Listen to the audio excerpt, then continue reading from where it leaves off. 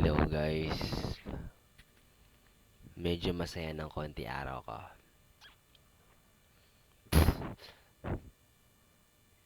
May pinaplano ko ngayon eh. Pinaplano ko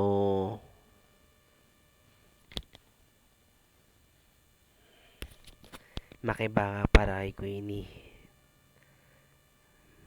Hinahadlangan ako ng mga taga-bungahan. Hinahadlangan nila ako eh.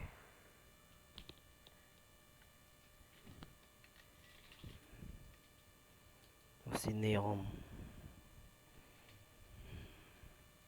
baka isa din tong humahadlang sa akin kay Queenie.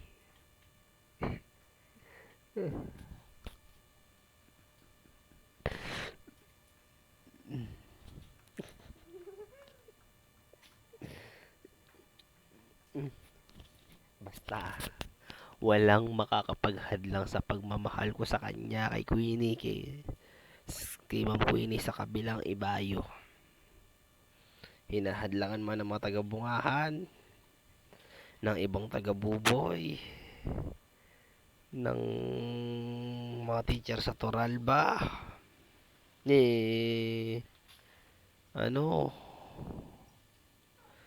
ni basta maraming ng mga NPA, ng mga ni Mark Zuckerberg, basta walang makakapaghadlang sa kabilang ibayo.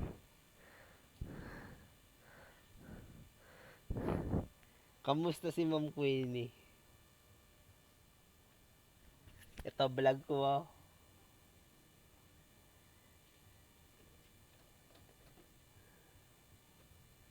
Si Venom yan, di ba Venom?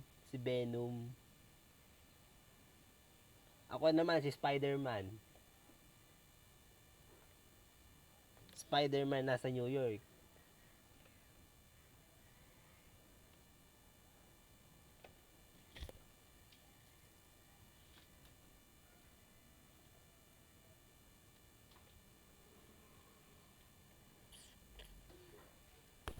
Basta akin lang siya. Walang makakapaghadlang. Pinaplano ko nga barilin yung ano niya eh. Yung kanyang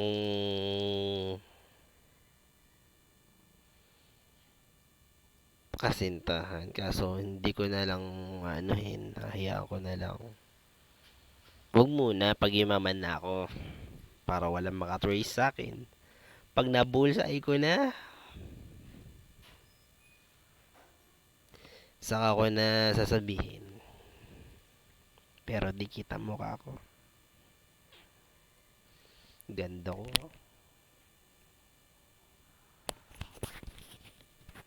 Hirap talaga maging maganda.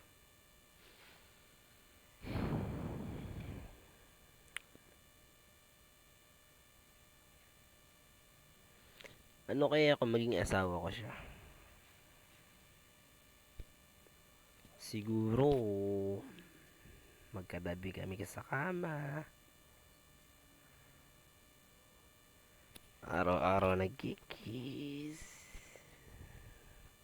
Holding hands. Tapos nagre-wrestling.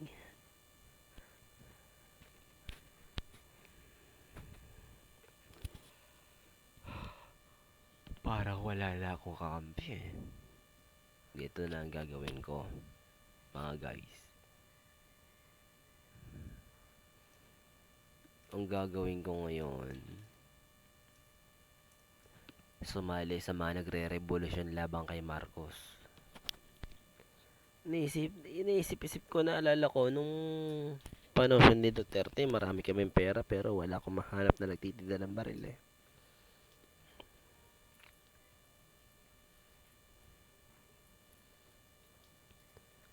Ngayon taghirap na panahon ni Marcos. Nung panahon ni Duterte may mga ano pa, may mga yaman pa. Ngayon wala na. Hirap na bansa natin. Hikahos na bansa natin ngayon.